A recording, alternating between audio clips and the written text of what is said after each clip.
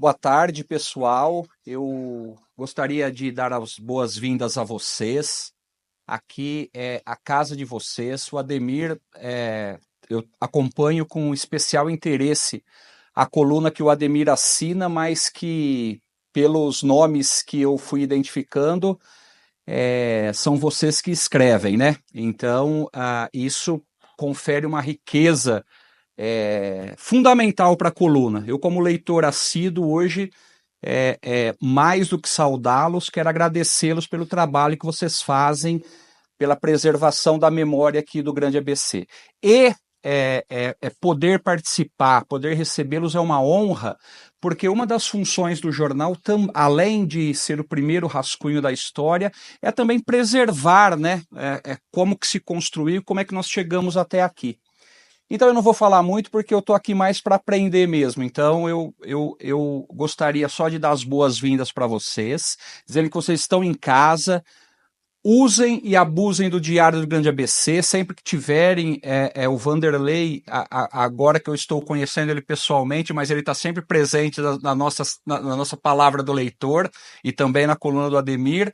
Então, por favor, participem do jornal, nós estamos aqui para prestar serviço para o Grande ABC e também para fazer memória. Muito obrigado, viu? Parabéns aí pelo encontro e que seja muito produtivo. Bom, depois do que o Evaldo falou, que o Ademir falou, não tenho muito o que falar, só desejar dizer que vocês são muito bem-vindos aqui, que é a casa de vocês, e que poucos andares abaixo aqui a gente tem a história do Grande ABC guardada aqui nos nossos arquivos, e a cada dia a gente vai procurando fazer um capítulozinho dela aí. Obrigado a todos por estarem aqui.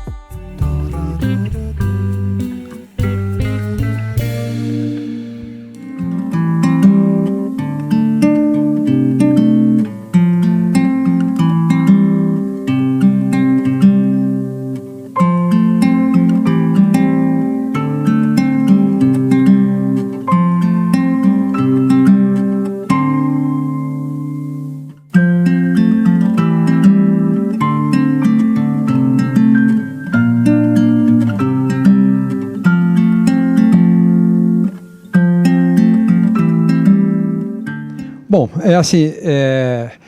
o movimento autonomista de São Bernardo surgiu aí em 1943, né? São datas aí e nomes que a maioria do pessoal conhece, é o que sempre é celebrado aí quando tem em 30 de novembro, né? Quando tem a comemoração da autonomia. Mas ele está ligado, na verdade, a um fato, né? E uma condição que eu acredito que é importante para pensar as várias autonomias e, na verdade, a questão central de toda essa questão entre a autonomia, né, entre as emancipações e a formação do ABC, que, na verdade, é a tensão entre o poder local e o poder global, aí, que no nosso caso é o poder regional, né? E a gente vê muito claro isso no caso da emancipação de São Bernardo, porque o que acontece, o grupo autonomista de São Bernardo, ele estava ligado ao Partido Democrático, que era o partido que fazia oposição ao governo Vargas, né? Desculpa, a República Velha, na década de 20. E, na verdade, o Armando Ítalo Setti, que era um dos principais autonomistas, era o presidente do Partido Democrático em São Bernardo, né? E ele chegou a levar o Vargas a São Bernardo em 1930, em março de 1930, quando teve a eleição presidencial, né? Que o Vargas foi derrotado, mas na campanha presidencial, o Vargas esteve em São Bernardo, foi a primeira vez que ele esteve em São Bernardo, ele fez um comício ali na Praça da Matriz, e quem levou ele para lá foi o Armando Ítalo Setti, e esse grupo, né, era o Armando, o Francisco Miele, os irmãos Coraza e mais alguns, agora que eu não recordo de cabeça o nome. Então, o que acontece? Havia, então, aqui no ABC, essa tensão entre um poder maior, aqui central, aqui de Santo André, né, que governava a cidade com o prefeito Saladino Franco já há quase 15 anos, né, era o candidato, era o político ligado ao PRP da República Velha, e aí quando surge uma oposição em São Bernardo, que era um grupo de empresários, na verdade, relativamente bem-sucedidos, né, para os nossos parâmetros aqui locais, né? Família Sete, família Coraza, família Miele, e mais alguns comerciantes também, né? E então eles se articulam em oposição a esse grupo, eles estão alijados ali do poder, por conta não tem espaço ali dessa conjuntura onde o PRP controlava, né? São Bernardo era um centro menor daí, no ABC em relação a Santo André e São Caetano, né? E aí o que acontece? O Vargas perde a eleição, mas tem a Revolução de 30. E o Vargas chega ao poder, e quando ele chega ao poder, quem ele coloca como prefeito de São Bernardo? O Armando Setti, né, como prefeito nomeado, né? E então aquele grupo acaba sendo premiado com o cargo de prefeito. O Armando Setti fica apenas 2 anos, né, na prefeitura. Provavelmente ele, pelo fato de ele ter se envolvido na Revolução Constitucionalista em 32, né, acho que ele não teve muitas opções, sendo como São Paulo voltou aí contra o governo Vargas, né, e houve uma guerra, né, na verdade, né.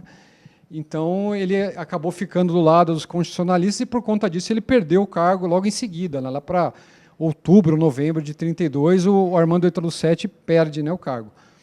E aí você tem aqui no ABC, nesse momento, né, as câmeras são todas fechadas, né, assim, só voltando atrás, no momento que o Armando Ítalo Setti é nomeado interventor, logo depois da Revolução de 30, o Saladino Cardoso Franco é preso, né, ele fica 15 dias preso em São Paulo, né.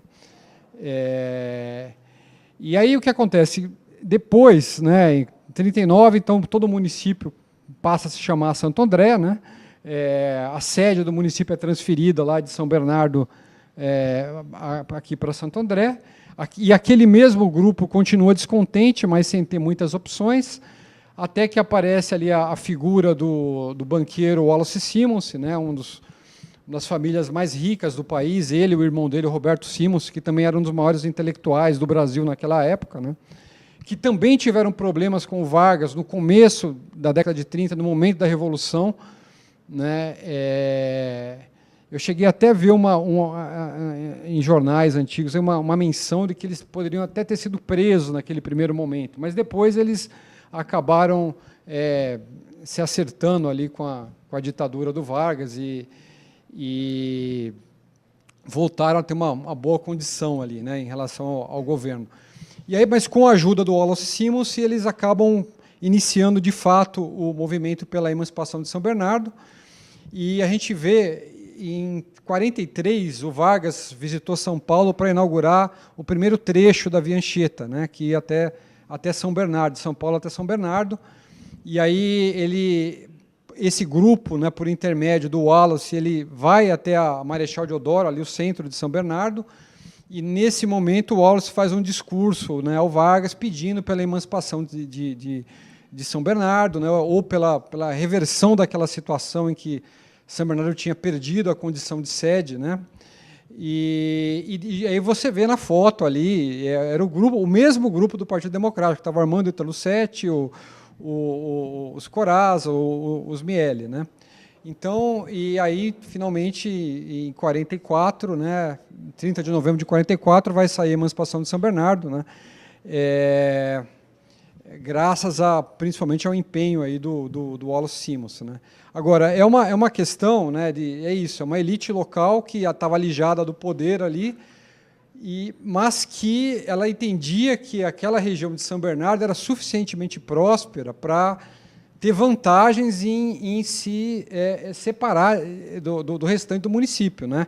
E o que era um fato, né? Porque uma coisa que eu vejo muito aqui no ABC, se pensa muito o passado em função do presente, né? Então, quando se fala dos números populacionais daquela época, né? Por exemplo, quando o município de São Bernardo pediu pela primeira vez a emancipação de São Paulo, em 1890, né? Quando foi instalado o município, e a pedido pela emancipação veio em 1888. A população estava batendo 4.000 habitantes em toda a região do ABC. Então, as pessoas acham que isso era muito pouco, 4.000 habitantes, né? Mas, na verdade, né, não é isso, né? Tradicionalmente, em sociedades pré-industriais, a esmagadora maioria dos municípios tem entre 4.000 e 40.000 pessoas, no máximo. Isso em toda a Europa é assim, né? Isso só muda com a Revolução Industrial e lentamente. Mesmo aqui no Brasil, né, São Paulo passou o século XIX inteiro com 28.000 habitantes, por exemplo, né? Então, você tem ali já um núcleo importante, já em 1890, e é por isso que a emancipação de São Paulo acontece naquele momento. Você tem já um agregado populacional grande, né, na região do ABC inteira, tem interesses políticos, é claro, né, da família Flacker, mas também das elites locais ali, que enxergam alguma vantagem em se separar de uma unidade administrativa maior que não está tratando dela como deveria, ou ela acredita que vai melhorar, vai poder tomar conta dos seus recursos e prosperar, né? Então, isso aconteceu em 1890. Depois, né, em outro momento, se tiver um pouco mais de tempo, eu até poderia falar sobre essa questão da formação do ABC. Eu fiz uma palestra em 2017 aqui no Museu de Santo André, falando sobre o processo de urbanização, né, das regiões do ABC na década de 1890 até 1905. Né? Eu consultei os documentos ali do Museu de Santo André, de São Bernardo e do Arquivo Washington Luiz. Né, os documentos são fundamentais para entender a história do ABC e que foram pouco pesquisados, na verdade. Né? São os documentos de impostos. Né? Então, o imposto predial, o imposto de indústrias e profissões, e também a quantidade ali de estabelecimentos comerciais que existiam em cada núcleo aqui da região do Grande ABC, ano a ano, desde 1890 até 1910, por exemplo. A gente tem tudo isso daí, eu tabelei tudo isso e mostrei nesse dia. Eu até enviei para o Ademir também, você vai ver no seu e-mail lá. Então, aí você consegue ver, por exemplo, que como esses núcleos aqui da região estavam distribuídos, a gente tem uma perspectiva diferente. Né? Por exemplo, muito se fala que Santo André começou com a estação de trem, e não é bem assim. Né? Demorou quase 30 anos para Santo André começar a se desenvolver depois da instalação de trem. A gente vê, claro, toda a documentação aponta para o mesmo local, e tem um mapa de 1905 que também mostra isso. Né? Santo André começa a se desenvolver mais rápido a partir de 1895, quando a Ipiranguinha é reinaugurada. Né? A Ipiranguinha surgiu em 91 e parece que foi fundada em 91, entrou em funcionamento em 92, depois ela vai à falência em 94 e volta, fica um ano parado e volta em 95, aí que Santo André começa a se desenvolver um pouco mais, e o Lanifício Covari, que também surge, né? E aí sim Santo André dispara, né? Mas só alcança São Bernardo por volta de 1905. Então, São Bernardo era o principal núcleo de toda a região até 1905. Né? Depois disso, depois de São Bernardo, o segundo maior núcleo era Ribeirão Pires. Né? Isso está bem claro ali nessas listas todas, né? E também por conta dos imigrantes que estavam lá. Né? e o Alto da Serra, né, que na verdade acabou não virando município nunca, mas se a emancipação tivesse acontecido exatamente no ano de 1900, é o que teria acontecido, porque entre 1898 e 1900, a São Paulo Railway duplicou ali a estrada de ferro, então veio uma concentração muito grande de trabalhadores ali, e aquilo fez com que houvesse um disparo na população e na economia da região do Alto da Serra. E até chegou a ultrapassar São Bernardo no ano de 1900, por exemplo, né? E depois começa a descer, nunca mais recupera esse ponto. Mas o Alto da Serra era uma das 3 regiões mais desenvolvidas por volta de 1900 aqui no ABC. Então, o ritmo de desenvolvimento dos vários núcleos é diferente daquele que a gente pensa olhando a partir de hoje em dia, ou mesmo dos anos 50, quando Santo André era muito maior que qualquer outro município aqui, né? Inclusive, é até gozado, né? Porque todas as estações tinham nome, né? Pilar, Ribeirão Pires, Rio Grande da Serra, aparece isso nas letras dos impostos. Rio Grande, só Santo André, que era só bairro da estação, não tinha nem nome, porque, na verdade, ela era a estação de São Bernardo, e São Bernardo era ali o centro de São Bernardo, né? Então, você tem essa... a distribuição podia ser diferente, né?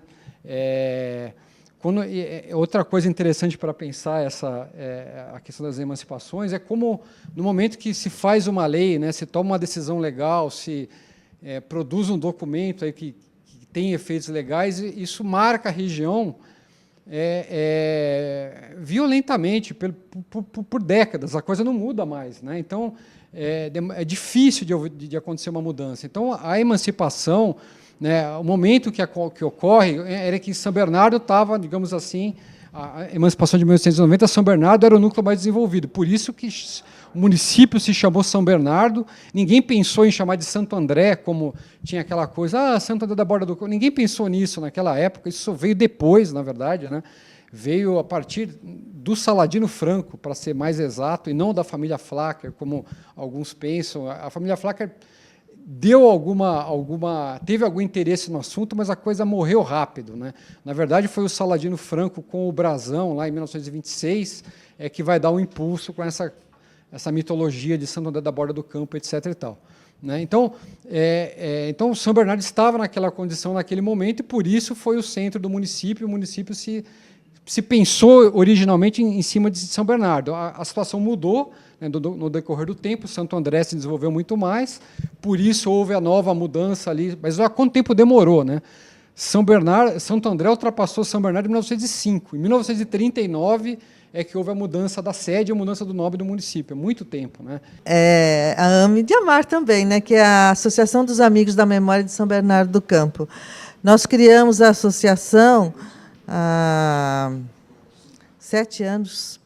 E, assim, nós criamos por quê? Porque nós percebemos que algumas coisas da memória de São Bernardo estavam sendo jogadas no lixo. Assim, no lixo. A Eliane mesmo foi uma das que encontrou coisa jogada no lixo, né? A Eliane, ela lá. Ela encontrou, e era uma coisa assim, muito valiosa para a cidade, em termos de memória mesmo.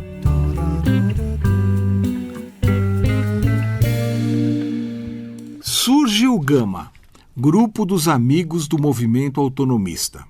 No final de 2012, após troca de e-mails entre Mário Porfírio Rodrigues, Oscar Garbelotto e Hermano Pini Filho, o trio decide organizar reuniões na USCs, convidando mais pessoas para falar sobre São Caetano. Enquanto se decidia sobre a data para a primeira reunião, Hermano, residente em Campinas, informou que não seria possível contar com a presença dele, porque estava muito doente. Infelizmente, Hermano faleceu em 2013, antes que houvesse aquela primeira reunião. Mário Porfírio Rodrigues e Oscar Garbelotto, apesar desse triste impacto, não se abatem e decidem levar adiante a ideia. Iniciaram reuniões mensais e convidaram Mário Dalmas, Ivo Pellegrino, Domingo Glenir Santarnec, Humberto Domingos Pastore, Moriza Garbelotto e João Tarcísio Mariani. Desde a primeira reunião do grupo, o assunto predominante ao falar sobre São Caetano foi a autonomia municipal. Em vista disso, por proposta de Mário, passou a denominar-se Grupo dos Amigos do Movimento Autonomista, inicialmente Gama 48, lembrando o ano do plebiscito, 1948, mas logo em seguida e definitivamente apenas Gama. A primeira reunião, datada de 30 de abril de 2013, foi presidida por Oscar Garbelotto, enquanto que Humberto Pastore se propôs a redigir a ata. Logo se juntaram mais alguns amigos do grupo, com a chegada de Désiré Melator, líder autonomista, Milka e Francisco Suelti, Wagner Antônio Natali, Charles Farid Cury e Márcia Galo. Márcia Benincasa, descendente de um líder autonomista, e José Luiz Gabrino completaram aquele grupo. E no ano passado, 2023, foram convidados e vieram reforçar o grupo Paula Fiorotti, Nelson Albuquerque Júnior, Aldo Simeonato Filho e Moacir Rodrigues. A missão primordial do Gama é divulgar e preservar a história de autonomia de São Caetano. E, claro, a memória dos líderes autonomistas. Por isso, todos os anos, o grupo se empenha em promover a Semana da Autonomia, sempre de 18 a 24 de outubro, se esforçando para projetar e enfatizar o fato histórico da criação do município, que nasceu da separação de Santo André. A nossa cidade, felizmente, teve um grupo de jovens que se dispôs a lutar para que a cidade saísse da situação em que estava. A cidade não tinha água, esgoto, calçamento, não tinha nada de benefícios. Então, esse grupo de jovens se reuniu e tentou fazer alguma coisa para que a cidade saísse daquela situação em que estava. A primeira posição que foi feita foi de fundar um jornal que conseguiu dinamizar essa ideia e fazer com que isso seguisse em frente. Tá? Felizmente, hoje, a nossa cidade já está emancipada. Olha, eu acredito, primeiro, parabéns ao Diário do Grande ABC, parabéns a você por estar tendo essa ação. Eu acredito que a memória da cidade é muito importante para a gente poder estabelecer o que mais vai ser feito pela frente.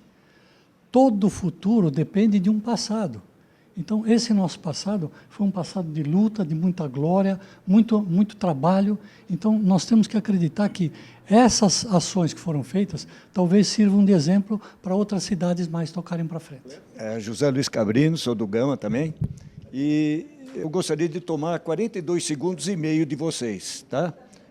A minha proposta, depois de ter ouvido todo esse enriquecimento da história do Grande ABC, é a seguinte: nós todos somos autores de um livro tipo A Verdadeira História da Memória do Grande ABC. E o meu sonho é ter aqui nesse espaço uma folha de papel em branco, começando por 1489, quando Cristóvão Colombo descobriu a América. Depois de 1895, quando João Ramalho esteve aqui no Brasil e ficou por muito tempo aqui na região, 1495. E vamos traçando uma linha cronológica e cada cidade vai colocando dentro de uma cronologia positiva até os dias de hoje. Desculpa ocupar o tempo e ultrapassar o tempo. Vou ser mais rápido do que ele ainda. São Caetano decidiu que a próxima reunião será em São Caetano. Nós vamos marcar a data e o local, passar para o Ademir, que vai divulgar para você. Podemos reivindicar desse jeito? Está assumido pelo Gama isso. E a segunda, não teve nenhuma piada durante todo esse encontro. Está faltando bom humor.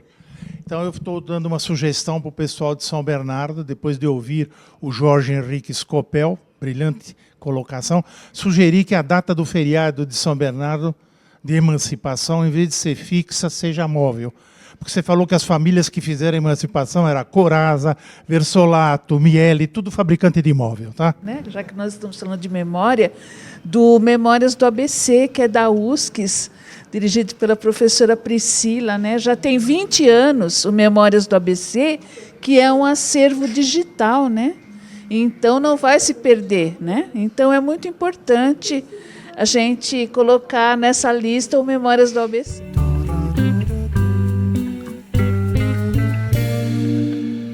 Pessoal, boa tarde a todos. Agradecer novamente ao convite do Ademir, né? O convite do Diário, aí, aliás, a iniciativa do Diário em fazer essa reunião, muito oportuna, né? Quer dizer, é sempre interessante pensar sobre a natureza aqui do Grande ABC, né? Essa natureza histórica, né? Quer dizer, essa coisa maluca, né? Da questão de você tem uma memória construída de um município quinhentista, né? Como lembrou o Jorge aqui, né? Da tal da cidade que dormiu 3 séculos, né?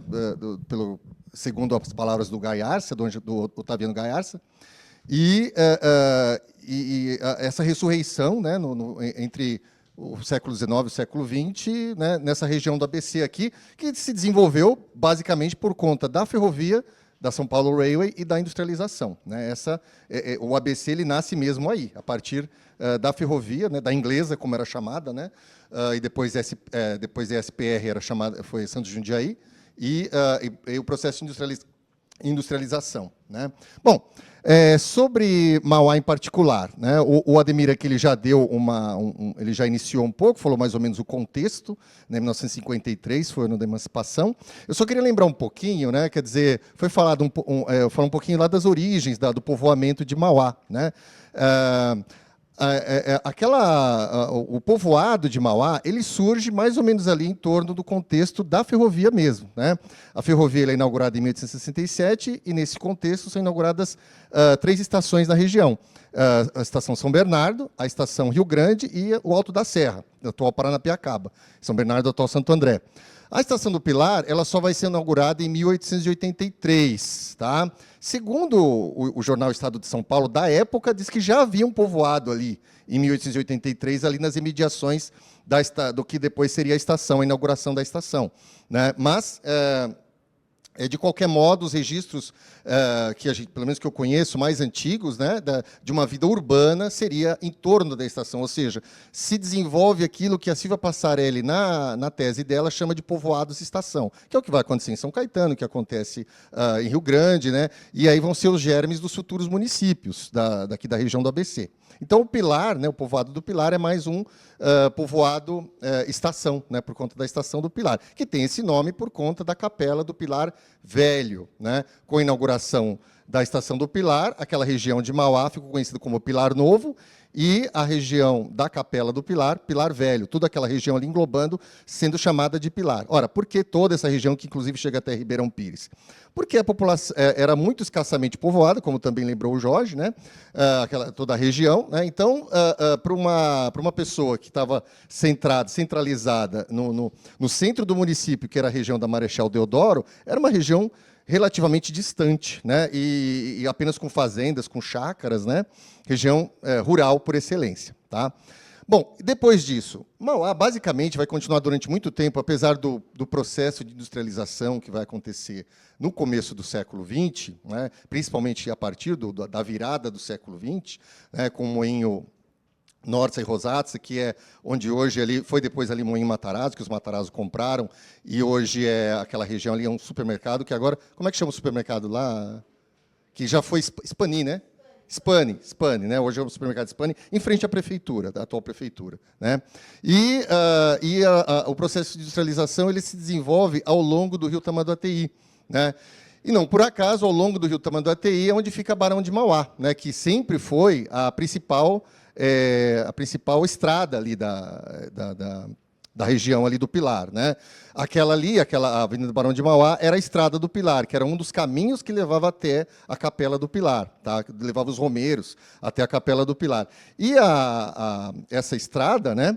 Dizem qual o nome daquele senhor japonês, o Abe, Júlio Abe, né, que desenvolveu um estudo sobre a estrada do Peabiru, estrada indígena do Peabiru, ela seria mais ou menos o trajeto ali do que hoje seriam uns pedaços, tem uns trechos ali, talvez ali a Barão de Mauá, segundo a hipótese dele, né, que acho possível, porque ela beirava o rio Tamanduateí. A Avenida Barão de Mauá é junto do rio Tamanduateí. Então, não por acaso, você tem o processo de industrialização em torno ali do eixo do próprio rio Tamanduateí, que, como vocês sabem, nasce na cidade de Mauá, quase na divisa com o Ribeirão, mas hoje, né? Mas ali é a cidade de Mauá. Bom, então, com um lento processo, mais lento do que na região do ABC. Foi dito aqui que o desenvolvimento industrial foi principalmente em Santo André, em torno do bairro da Estação, e em São Caetano. Mas isso também se desenvolveu, essa industrialização se desenvolveu nos outros povoados. Estação, e em Pilar não foi diferente, mas foi mais lento, né? O processo de industrialização e povoamento ali do Pilar foi mais lento, tá? Em 1934, a região do Pilar, ela finalmente se torna... Aliás, antes um pouquinho. Em 1927, e não 26, tá? Em 1927, a estação ela passa a se chamar Mauá. Eu tenho uma hipótese do nome da estação ter mudado para Mauá naquele momento. Claro que todo mundo sabe que é uma homenagem a um dos idealizadores daquela ferrovia, que é o Barão e depois Visconde de Mauá, o Irineu Evangelista de Souza. Tá? Agora, por que em 1927... se chamou Mauá? Porque em 1926, no ano anterior, foi publicada a primeira biografia extensa do Barão de Mauá, né, escrita pelo Alberto de Faria, tá, que foi um acadêmico da Academia Brasileira de Letras, e foi um best-seller naquele momento, esse livro, né?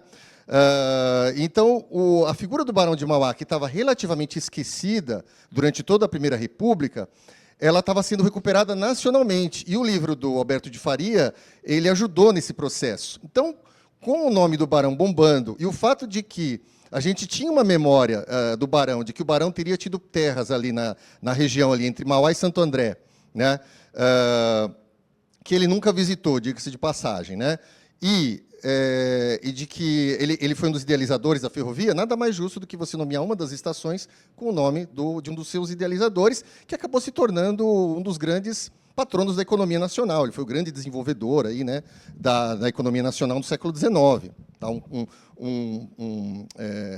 Uma espécie de antecipador da industrialização, do processo de industrialização brasileiro.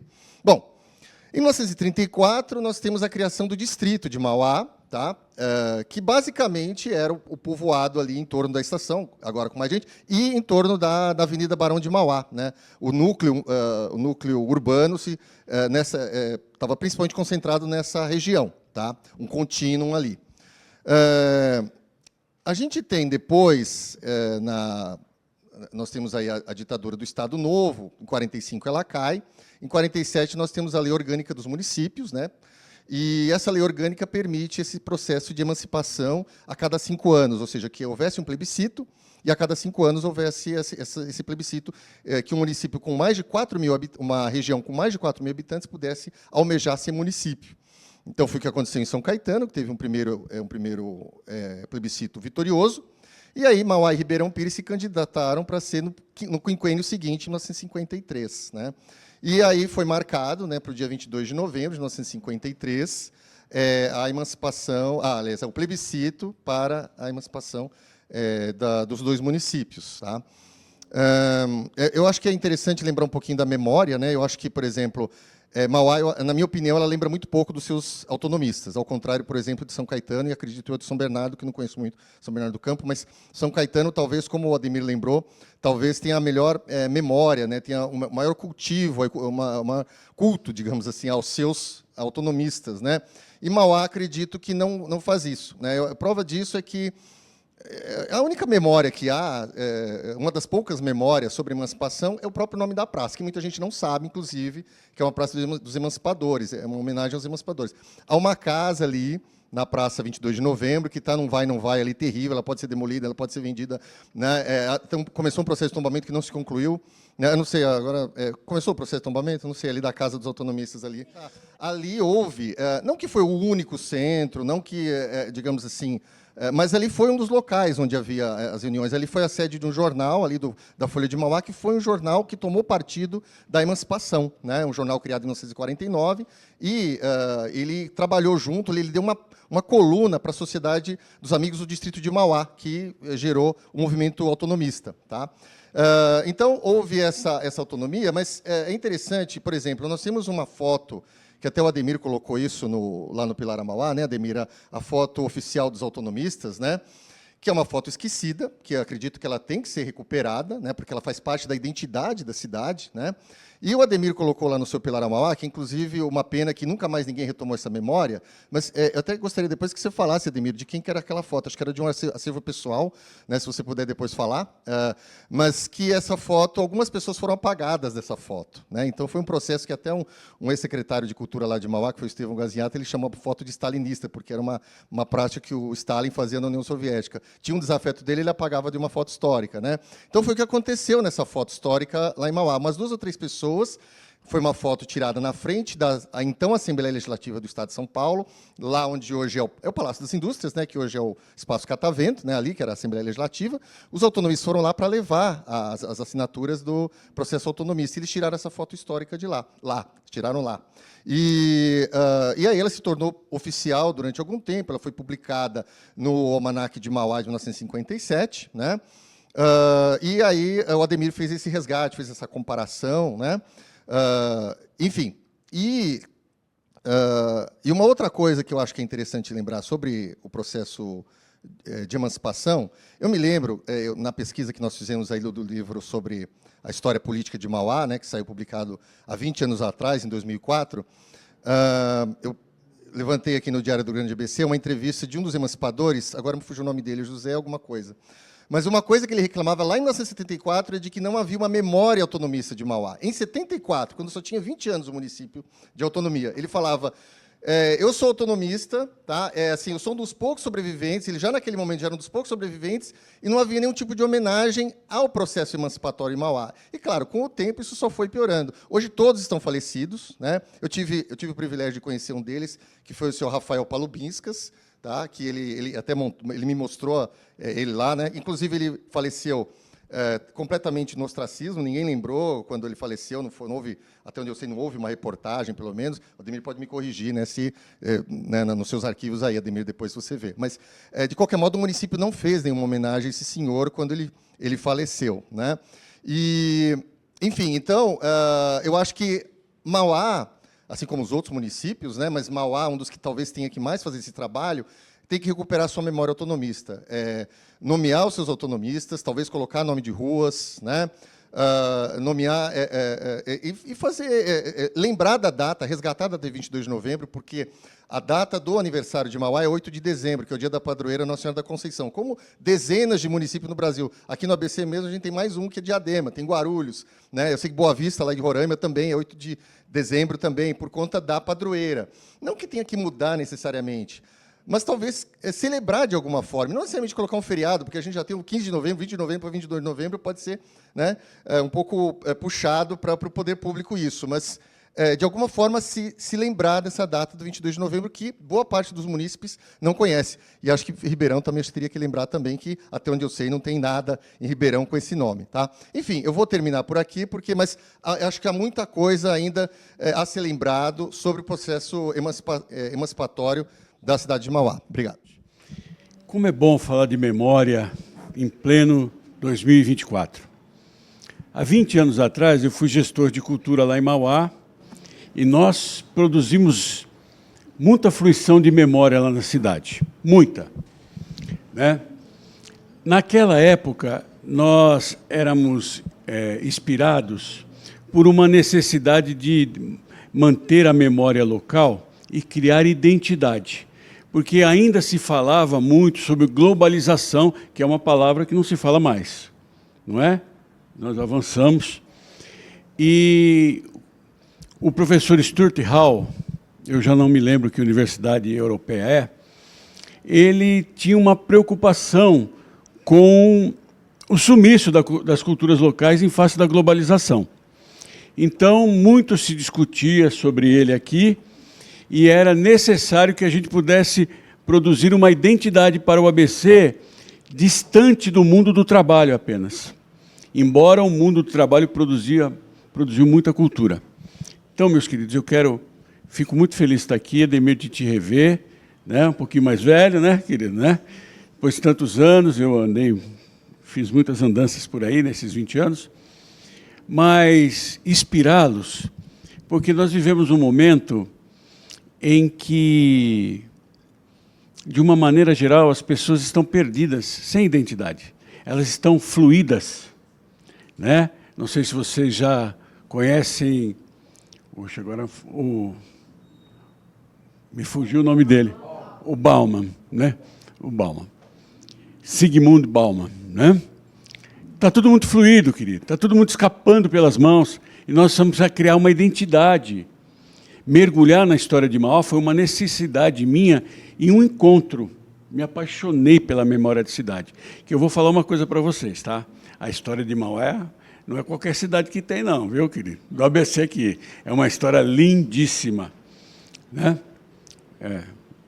Sem puxar muita sardinha para o meu lado, mas inspirá-los, queridos. Vamos produzir uma identidade. A gente precisa falar do que a gente viu, do que a gente ouviu, do que nós fizemos, precisa ser falado. E as janelas, os espaços vão se abrir, nós vamos publicar, precisa. Nós produzimos, Ademar, um livro de poemas. Eu devolvi para a Cecília, que eu fui falar sobre na Escola de Jovens e Adultos em Mauá, sábado pela manhã, e levei ele. Um livro, não sei se você tem, ele chama As Cidades Cantam o Tamanduateí que Passa. São os poetas de Mauá, Santo André, São Caetano e um poeta de São Paulo para cantar o Rio Morto. Isso tudo aconteceu porque Mauá patrocinava um simpósio chamado Rio é a Cidade, que aconteceu por 2 anos, e depois de uns 10 anos, esse simpósio, o mesmo prefeito voltou a administrar a cidade e ele produziu um novo simpósio para pensar o Rio Tamanduateí e tal. E o professor Luiz Roberto Alves entra para fazer a abertura do simpósio, lá por 2012, alguma coisa assim, com o livrinho na mão. Abre o livro, lê um poema de 10 anos atrás. Aquele livro era um registro histórico, e, né, inclusive, não só desse bem natural que é o Rio Tamanduateí, mas também de um bem cultural, porque eram poemas dos poetas da cidade. Ali, né? E eu fiquei um pouco enciumado que ele não disse um poema meu, ele disse de um colega, né? Mas nós precisamos publicar, nós precisamos fazer encontros, nós precisamos agitar esse universo até que os gestores públicos se sensibilizem e começam a fazer política pública da cultura da preservação da memória, né? Em 2012, nós produzimos um gibi, não sei se você tem, um gibi lindo para as crianças. Da história, você lembra? Né? Você tem, né? Lindo aquele trabalho, né? E a gente precisa conversar para trocar ideias, para um dar uma ideia para o outro, e está lançado, os dados, como dizia Mallarmé, os dados estão lançados. Né? Obrigado, bom te rever, querido.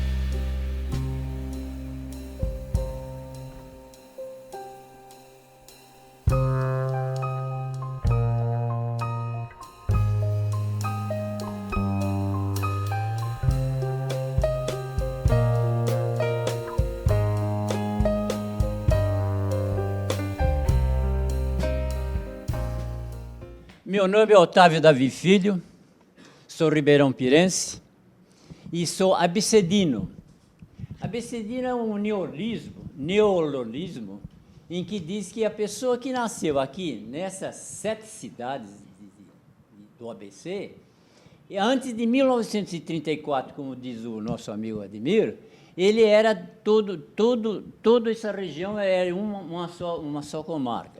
E eu, como nasci em 17 de outubro de 1930, sou um abecedino, quer dizer, eu congrego todas as cidades do Grande ABC. Aliás, o consórcio podia... Levantava a mão, né? Como? Por isso que você levantava a mão. Quem é de Ribeirão Pires? Eu. Otávio. Quem é de Mauá? Eu. Otávio. Quem é de São Bernardo? Otávio. Eu. Então, eu sou um cidadão de todo o ABC. Aliás, o ABC, aqui o consórcio devia, inclusive, fazer uma homenagem a essas pessoas, porque somos todos, todo nascido antes de 1934 pertencia a São Bernardo, quando foi separado... Antes de 38. 38, mas começou em 34, 38. E eu quero dizer o seguinte, que Ribeirão Pires conjugava também Rio Grande da Serra. E, automaticamente, também compreendia Paranapiacaba.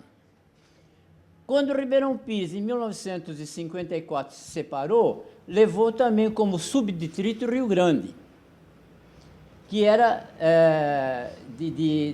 da minha família. Meu avô foi vereador aqui por São Bernardo, em 1924 a 28, de 28 a 30, quando veio a Revolução do Getúlio. Então, aqui, o meu certidão de idade é mais ou menos uma peça de museu, mas a verdade é minha, que eu gosto muito. Ele diz assim, Estado São Paulo, município São Bernardo. Fica tranquilo, ele está aqui. Então, Pode falar. É porque eu estou com defeitos. Fica tranquilo, Bom, fica tranquilo. então, diz, município São Bernardo, comarca da capital, quer dizer que eu também, como membro da comarca, também era da capital. E distrito de Ribeirão Pires. Engraçado que esse certidão de nascimento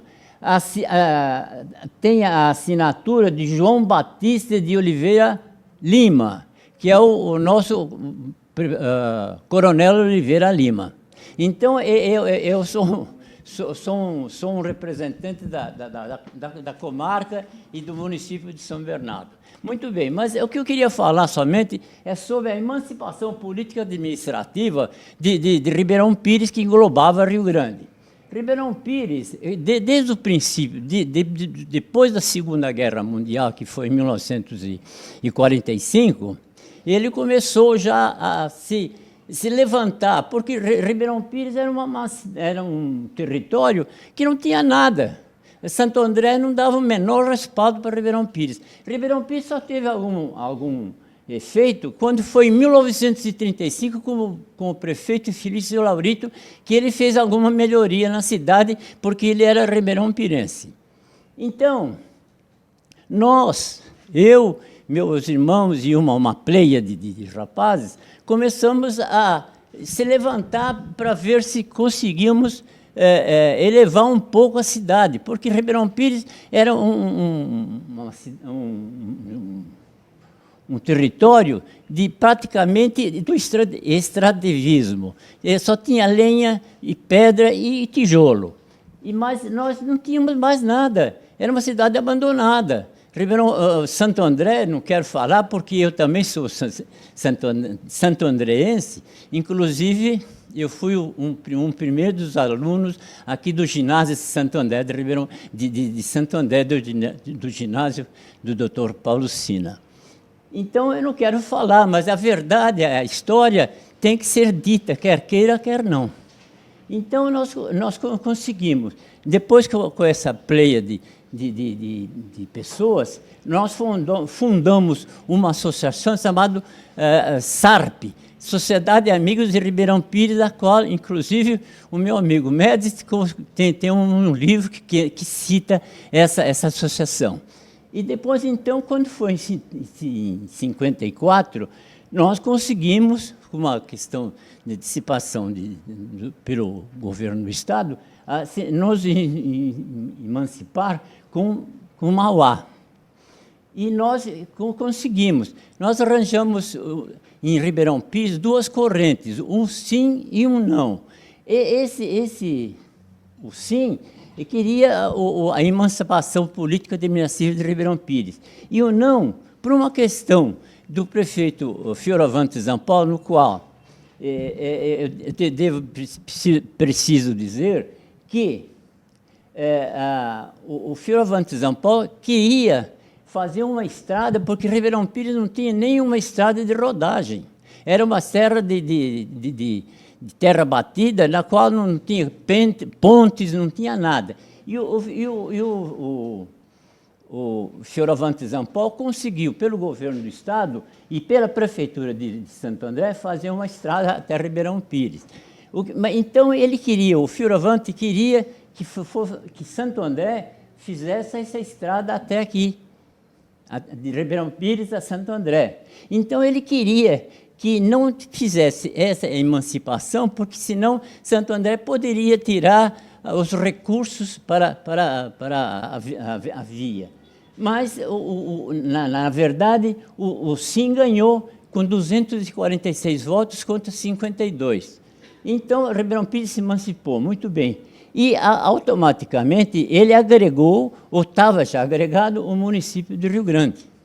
E que depois de muito tempo, depois de 10 anos da emancipação de Ribeirão Pires, é que Rio Grande conseguiu se emancipar. Essa emancipação política de Rio Grande se deu por um princípio de uma indústria que chama Indústrias Químicas Eletrocloro, que é a Solvia, aquela de Campo Grande, fazer uma grande indústria ali. Então, eles queriam, Rio Grande queria emancipar-se com o poder econômico de Rio Grande, da Eletrocloro, mas não foi, porque a Eletrocloro foi comprada pela minha família, e nós compramos 4 milhões de metros da Eletrocloro. Então, o grande propulsor de Rio Grande foi a Eletrocloro. E o prefeito Carlos, ele fez uma ideia da cidade, porque ele queria pegar os recursos oferidos pela Eletrocloro para se jogar como uma cidade que, aliás, iria se desenvolver. Mas não foi, porque aí entrou um jogo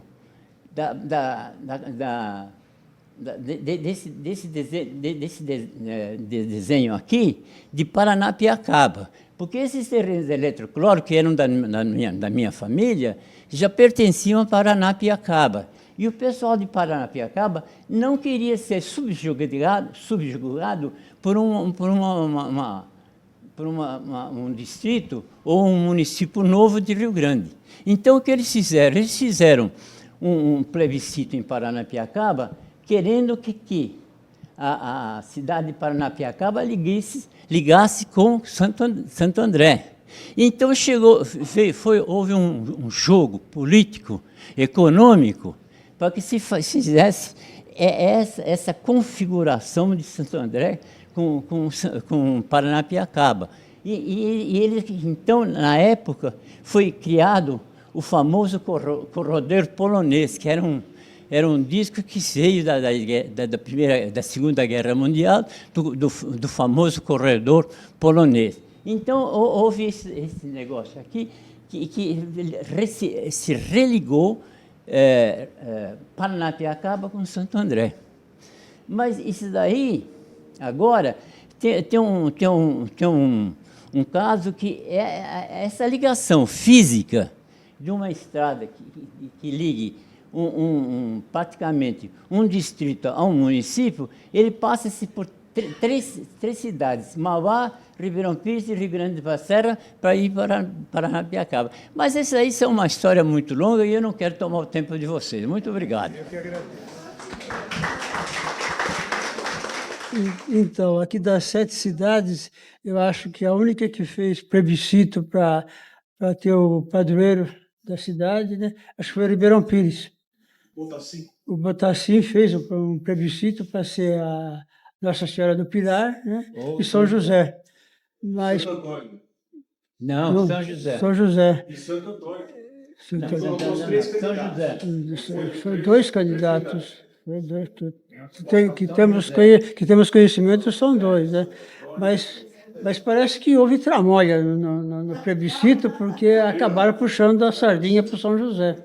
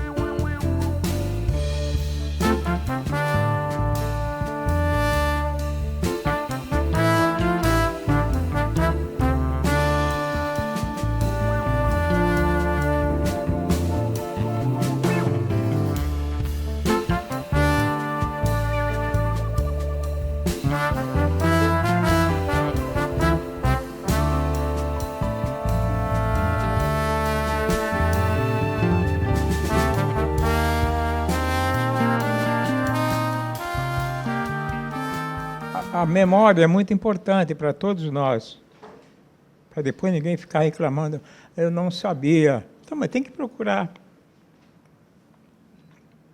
Diadema tem um monte de ruas que nem até hoje ninguém sabe quem que é. Eu deixei em branco lá, eu não vou escrever por minha conta. Agora, alguém falou em Antônio Piranga aí, né? Ele era o dono das terras, né? Antônio José de Oliveira, conhecido como Antônio Piranga, porque ele era aquela feição dele vermelho, né? Para não falar Antônio Vermelho, ele virou Piranga, que na língua deles lá já era o vermelho. Mas é muito interessante saber isso daí, porque muita gente não conhece a nossa cidade. Aqui em São Bernardo tem algumas coisas aí que o mais antigo, não sei. Não é que ele esqueceu, não, é que ele não estava nos livros. Então a pessoa vai crescendo sem saber. Diadema é a mesma coisa.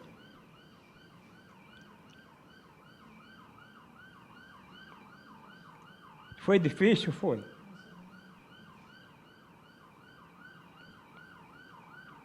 Mas até hoje eu não reclamo. Sempre falo, não ganhei nada. Mas também não está me fazendo falta. Eu não gastei também, né? Foi tudo a pé. Condução, tudo a pé.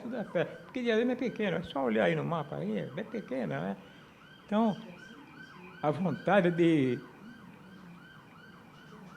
de terminar foi maior. Então, quando eu comecei, falei, agora eu não posso mais parar. Porque todo mundo, e aí, acabou, terminou? Aí foi indo. Não é brincadeira porque tem muita gente que já tinha lá em Diadema, como tem até hoje, alguns perdidos lá, que não tinha parente, não tinha nada. Então, esses pessoal não têm memória.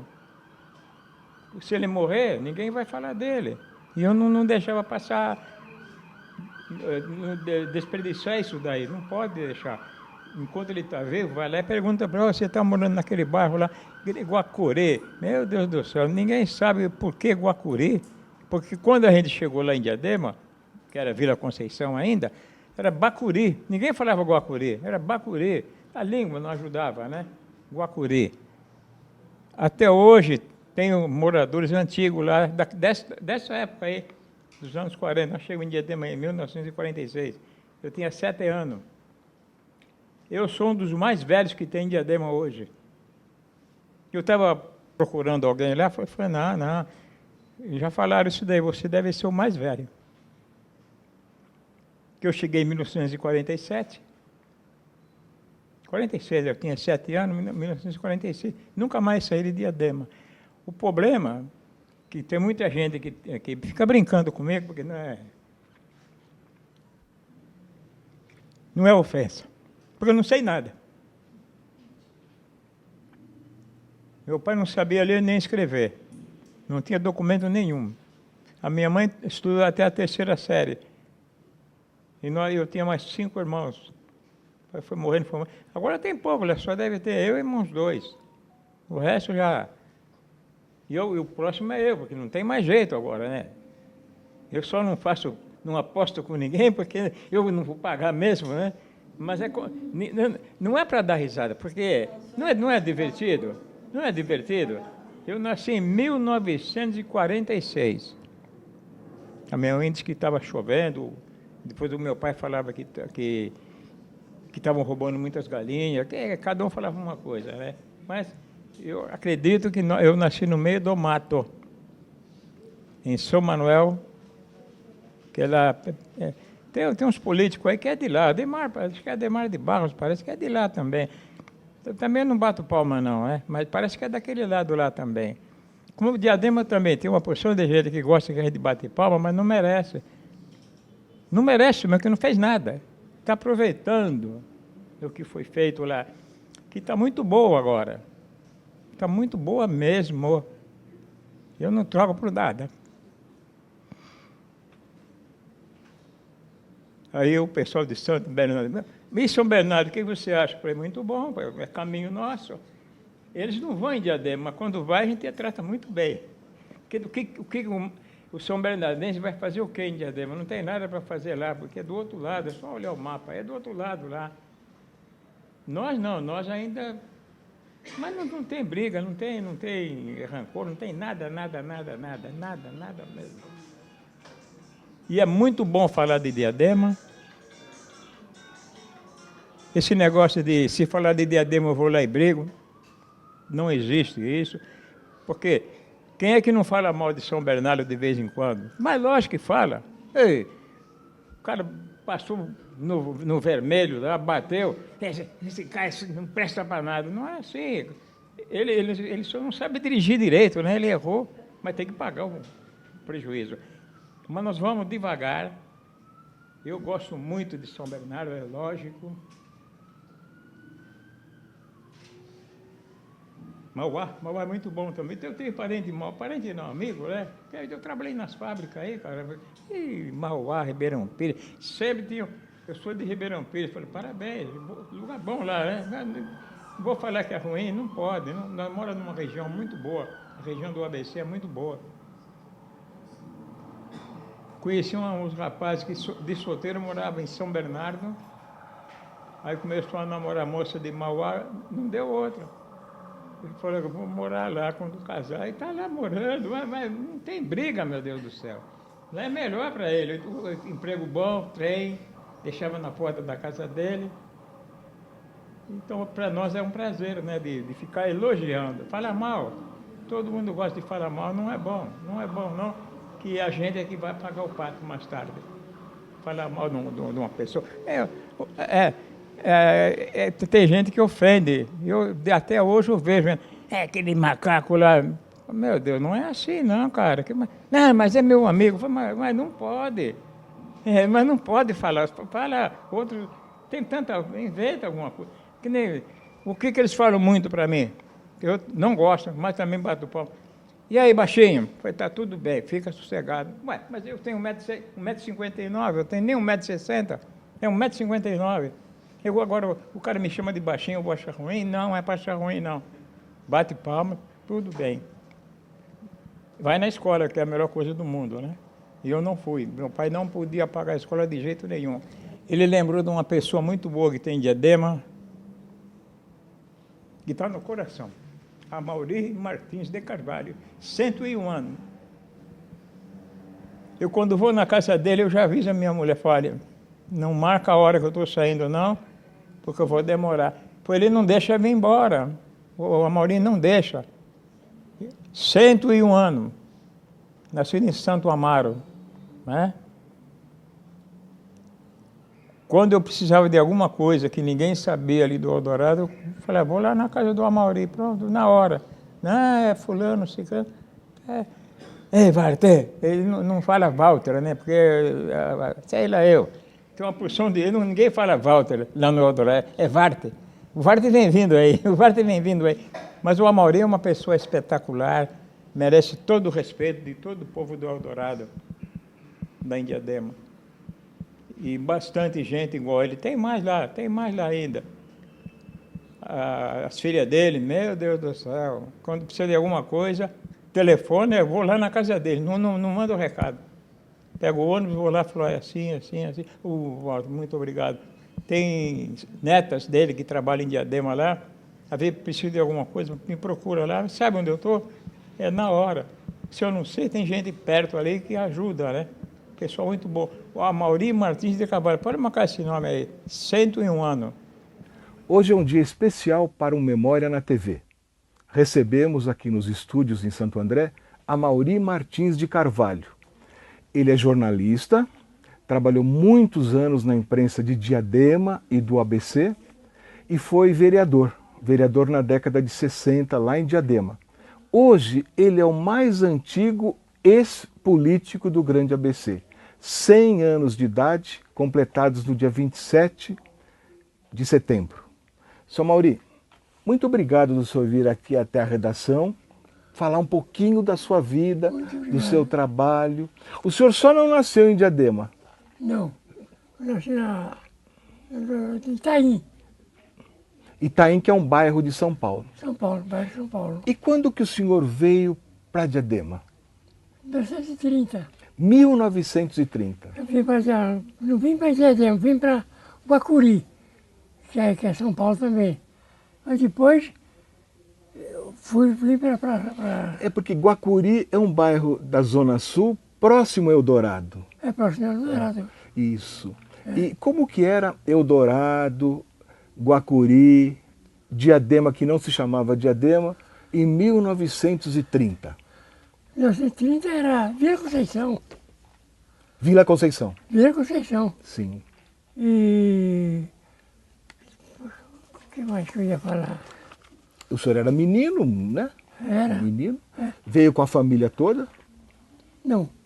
Minha mãe morreu em 1927. 27. E em 1930 eu tinha 4 anos que me pai de Diadema. Que era a Vila Conceição. Então o senhor lembra pouquinho da sua infância lá em São Paulo. Lembra mais de Diadema dos 4 anos em diante. Tinha 4 anos quando eu vim para... Depois, em 1930... Aí eu vim passar o Zeppelin lá em 32, que passou em Diadema, né?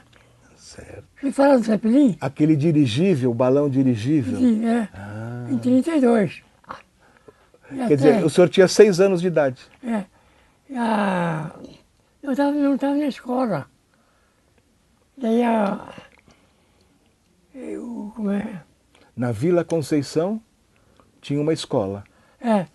E ele falou, foge na Carola, tinha na Carolina Remberg, que era casada com o nome dele. Um cara que era conhecido como Cantagalo.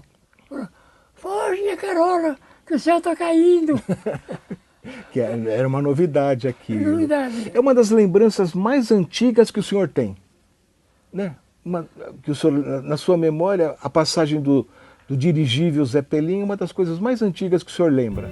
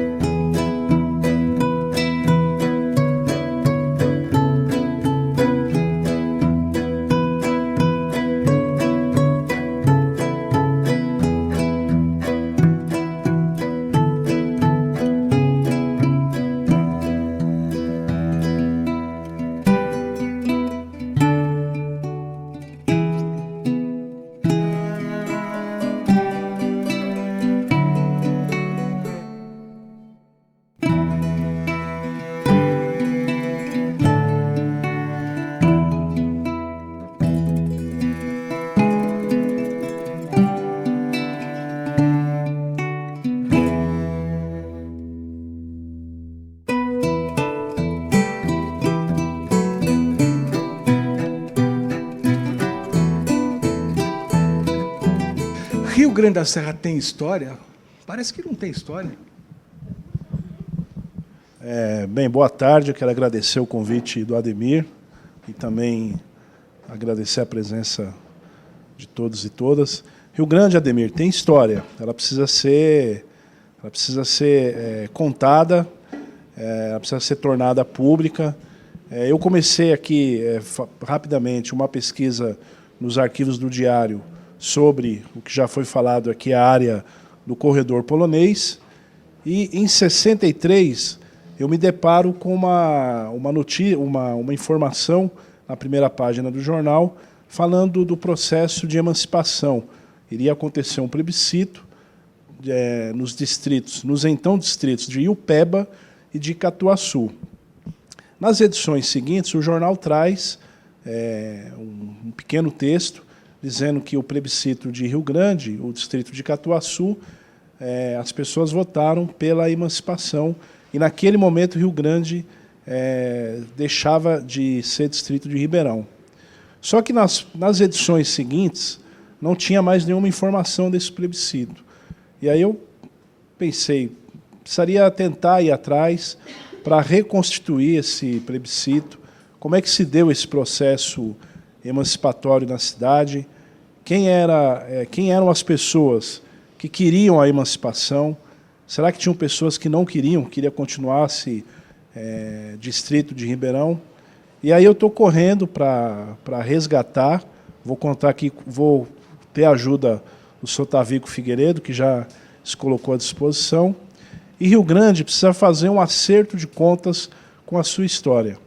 O que seria esse acerto de contas? Eu estou chamando de institucionalizar a sua memória, o seu patrimônio. Nós temos lá a antiga pedreira, que hoje está desativada, e aí eu quero até render homenagens aqui à advogada Gisela Leonor Saar, que por muito tempo ela se dedicou a organizar a história da cidade, ir atrás de documentos, e a gente precisa, inclusive, resgatar os documentos que ela levantou, que hoje estão com a família, e aí eu entro nessa coisa da institucionalização. A cidade precisa ter um espaço, a cidade hoje não tem um museu, não tem nem um conselho municipal de patrimônio histórico, que acho que é a única cidade ainda da sede que ainda não tem essa institucionalização. Então, o que fica aqui, a cidade tem uma história muito bonita, a gente tem, como já foi falado aqui pela pessoa que falou de Mauá, a estação de trem, que é uma das primeiras da antiga linha inglesa, da São Paulo Highway, e também temos a capela, a então Capela de Santa Cruz, hoje Capela de São Sebastião, que, pelos materiais da doutora Gisela, era uma capela dos anos 1600. Então, a gente precisa sistematizar toda essa história, catalogar, ir atrás dos emancipacionistas, que lá em 63 tiveram essa iniciativa de se emancipar de Ribeirão e tentar, ao longo dos anos, contar um pouco mais da história da cidade caçula da região, que agora, em maio, vai completar 60 anos de emancipação. Esse é o desafio meu, desafio nosso, que está se reunindo aqui nessa brilhante tarde. Você sabia? TBT Memória com Ademir Médici. O centro urbano de Rio Grande da Serra não é mais o mesmo da primeira metade da década de 1920. Naquele tempo, a represa Billings era apenas um projeto em desenvolvimento e a então chamada Estação Rio Grande localizava-se no Vale do Rio Grande. Na imagem, vemos o casarão da família Castellucci, quase à beira da represa. Quando as águas da represa começaram a subir entre 1927 e 28, a cidadezinha precisou deixar o vale e se alojar em torno da capela histórica e do cemitério de São Sebastião, no alto da localidade onde permanece.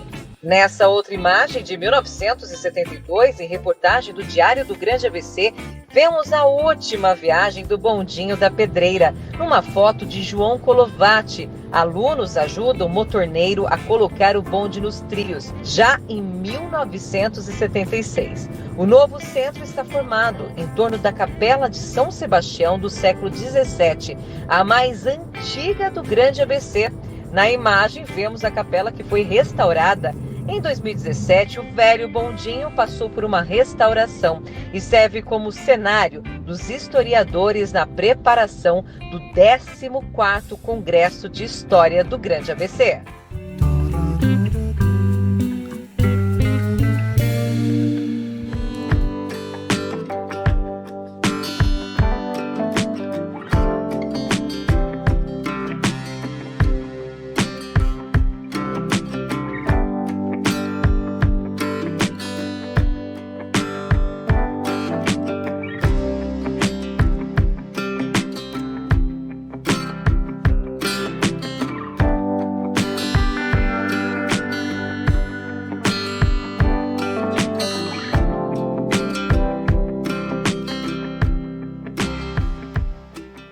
São montanhas e montanhas de documentos, de processos da Prefeitura de Santo André, com o carimbo Prefeitura de São Bernardo.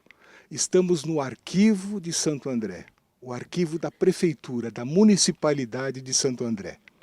E é um momento muito importante para a memória do Grande ABC. Aprendemos muito com os funcionários, com todo esse pessoal que forma essa equipe do arquivo da cidade, da microfilmagem da cidade. O que vocês vão ouvir agora são depoimentos ricos de profissionais que atuam para garantir a preservação da história e da memória e do dia a dia administrativo do grande município de Santo André na sua semana de aniversário. Maíra, a gente está no arquivo de Santo André e a gente está muito feliz, né, de conhecer essa equipe que falou com a gente. E a equipe falou que aqui no arquivo a documentação é de 1940, quando surge o município de Santo André, no lugar de São Bernardo, para cá. Aí eu falei, puxa, e anterior? Onde que está a documentação anterior? A documentação anterior está toda no Museu de Santo André. Na realidade, ela vem desde 1890, década de 1890, né, quando se forma o município de São Bernardo. Então, essa documentação que a gente chama de Fundo Câmara de São Bernardo, que compreende dessa década de 1890 até 1938, que é quando ainda é o município de São Bernardo, a partir do momento que em 39 a sede administrativa muda de local. Então, não é que mudou o município, como se muda a sede administrativa, você muda o nome para Santo André. Daí depois começam os processos emancipatórios das cidades da região do ABC, né? Então essa documentação anterior, ela está conosco, inclusive até aqui é a partir da década de 40, mas a gente ainda tem alguns materiais posteriores da década de 40 lá com a gente. Então hoje o museu ele serve como um apoio, um braço do arquivo municipal. Por quê? Porque a gente consegue fazer esse atendimento ao público que eles hoje não têm como atender por uma questão de espaço. Claro que o nosso desejo maior é que isso seja possível, né? E que a gente consiga agregar todo esse material junto a serviço da população. De repente, alguém que vai pesquisar um período que está aqui, vocês têm essa facilidade de intercâmbio. Museu, arquivo, microfilmagem. Sim, exatamente. A gente solicita e eles encaminham o processo para lá para fazer essa pesquisa. Se já foi feito um material que já tem a microfilmagem, a gente pode solicitar a cópia desses documentos. Nessa reportagem foi citado o exemplo da Marli Rodrigues, que escreveu um livro belíssimo sobre transportes coletivos. E ela veio aqui ao arquivo, foi ao museu, foi à biblioteca. E você falou uma coisa bem legal que eu acho que valeria a pena a gente transmitir. Biblioteca é biblioteca, museu é museu, arquivo é arquivo. É isso. Todos eles fazem parte de uma grande ciência, que é a ciência da comunicação, a ciência da informação. Então, a ciência da informação são as várias matérias, várias ciências que tratam a informação. Só que cada uma tem a sua forma de tratar. Então, a biblioteconomia trata de uma forma, a museologia de outra e o arquivo de outra. Porque é o olhar que você dá para um determinado objeto ou para um determinado documento. Então, você tem a importância histórica, você tem a importância documental e a importância bibliográfica de um mesmo documento. Então, dependendo de como você olha, vou dar um exemplo de um livro. Um livro ele pode ter uma importância como arquivo, como prova, como documento, como ele pode ter a importância da informação que está dentro. Então, na biblioteconomia, a importância não é o livro em si, mas a informação que está lá. E, para a museologia, também a importância histórica. Qual que é o contexto desse livro? Ele foi utilizado por quem? Ou para quê? Então, por mais que a gente trate a informação como base, cada um tem um tratamento diferente. Então, a gente vê tudo isso, esses funcionários, passa a compreender algumas coisas e ficamos pensando no próximo Congresso de História. Você não acha que seria legal um tema, a questão do arquivo, do museu, de como a região como um todo, que houve um momento que era uma coisa só, poderia pensar? Eu acho que pode ser uma sugestão, já deixa aí o gancho para conversar com o pessoal do GT de História e Memória do Consórcio Intermunicipal, que hoje é a entidade que faz, né, o nosso Congresso de História. Até faço a questão de colocar que o Congresso de História não é do consórcio, o Congresso de História é da região do ABC, então já façam pedido a todas as pessoas que queiram participar, que não se acanhem universidades, né? E quem sabe é um tema que a gente possa fazer para 2020. Estamos em 22, 23. 2024 é o próximo. Está chegando. Está chegando, São Bernardo.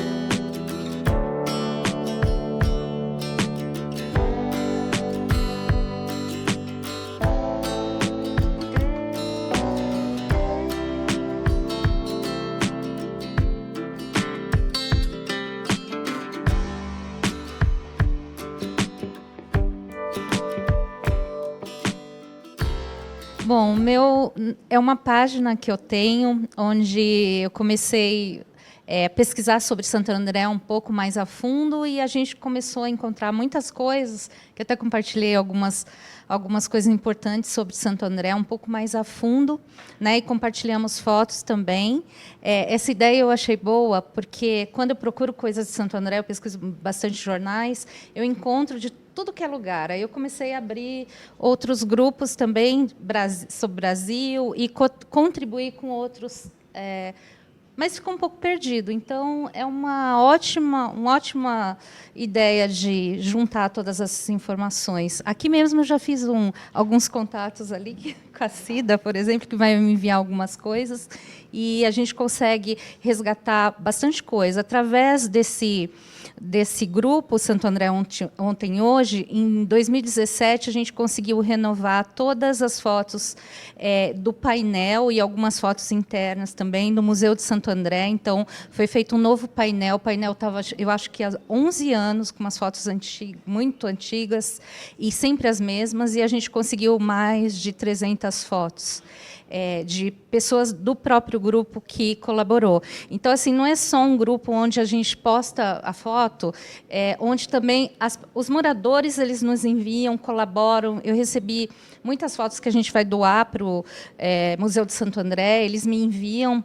Algumas pessoas eles ficam com medo de que se aconteça alguma coisa com eles e a família jogue fora as fotos, né? Então, é um modo da gente também resgatar essas fotos e o que foi feito lá no museu também foi muito legal, que tem um painel novo com fotos, foram fotos inéditas, né? As pessoas, muitas vezes elas guardam, não compartilham essas fotos, ou não sabem com quem compartilhar, então foi um momento disso. Então, foi muito, muito legal, não é só a página em si e a postagem de foto, mas também pesquisa, e esse compartilhamento de histórias, né, as histórias as pessoas contam lá, e os resgate de fotos também. Então, foi bem interessante. E gostei da ideia. O museu hoje ele é o detentor, não digo o proprietário, porque o proprietário somos todos nós. Afinal, faz parte da história das 7 cidades, né? O museu hoje ele é o detentor do acervo chamado Fundo Câmara de São Bernardo.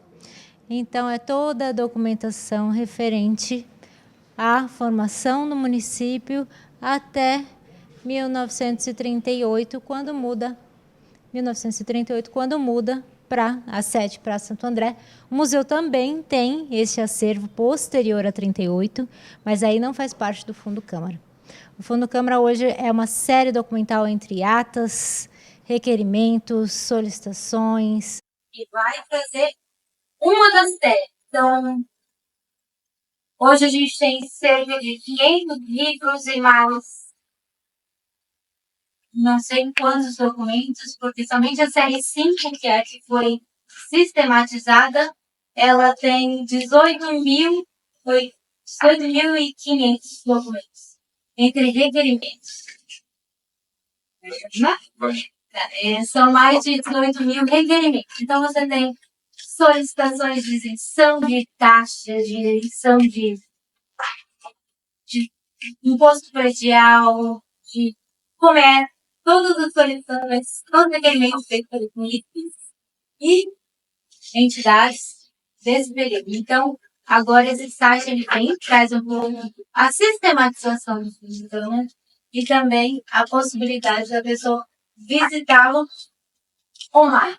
O Jorge muito bem falou, ele pesquisou essa documentação a fundo no presencial, e a nossa proposta é que esse documento ele seja publicizado, ele seja não só a pessoa precise ir ao museu, claro, todos. Sempre estão bem-vindos, né? Se possa pesquisar essa documentação também digitalmente, principalmente para divulgação e preservação dessa documentação que é tão rica.